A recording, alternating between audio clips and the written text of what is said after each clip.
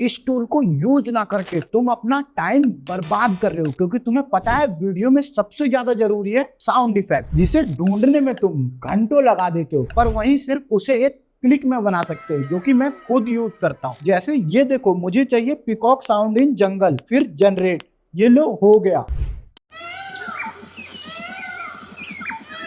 फिर यहाँ से डाउनलोड कर लो, और इस वेबसाइट का लिंक डिस्क्रिप्शन में है। और ऐसी काम की वीडियो आपसे मिस ना हो तो क्रिएटिव थिंग्स को सब्सक्राइब भी कर लो।